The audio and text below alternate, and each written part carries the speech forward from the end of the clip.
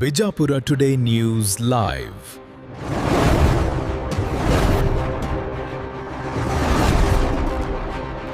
ವರಮಹಾಲಕ್ಷ್ಮಿ ಹಬ್ಬರಂದು ಪೂಜೆಗೆ ನೀರು ತರಲು ಹೋದ 10 ವರ್ಷದ ಸಾಕ್ಷಿ ಮತ್ತು 15 ವರ್ಷದ ರಕ್ಷಿತಾ ಎಂಬ ಮಕ್ಕಳು ಬಾವಿಗೆ ಬಿದ್ದು ಸಾವನ್ನಪ್ಪಿರುವ ಘಟನೆ ನಿಡಗುಂದಿಯ ಬಳಬಟ್ಟಿ ಗ್ರಾಮದಲ್ಲಿ ನಡೆದಿದೆ.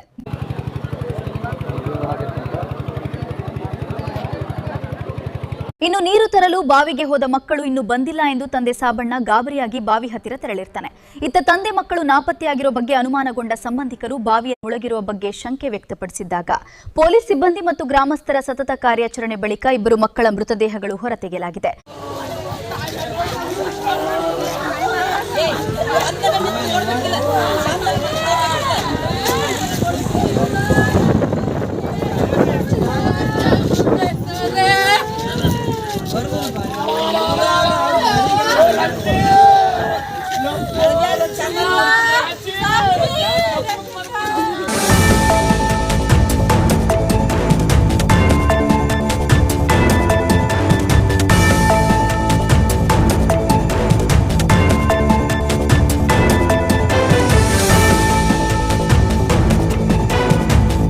ಇನ್ನು ಬಾವಿಯಲ್ಲಿನ ನೀರು ಖಾಲಿಯಾದರೂ ತಂದೆಯ ಮೃತದೇಹ ಮಾತ್ರ ಪತ್ತೆಯಾಗಿಲ್ಲ.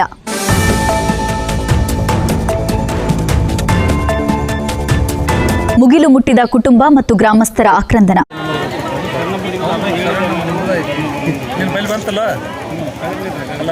ಈ ಘಟನೆಯ ಕುರಿತು ನಿಡಗುಂದಿ ಠಾಣೆಯಲ್ಲಿ ಪ್ರಕರಣ ದಾಖಲಾಗಿದ್ದು ತಂದೆಗಾಗಿ ಶೋಧ ಕಾರ್ಯ ಮುಂದುವರೆದಿದೆ. ಕ್ಷಣ ಕ್ಷಣದ ಸುದ್ದಿಗಾಗಿ ನಮ್ಮ ಯೂಟ್ಯೂಬ್ ಚಾನೆಲ್ ಸಬ್ಸ್ಕ್ರೈಬ್ ಆಗಿ. ಬಿಜಾಪುರ ಟುಡೇ ನ್ಯೂಸ್, ಇದು ಸತ್ಯದ ದಾರಿ, ಜನಪರ.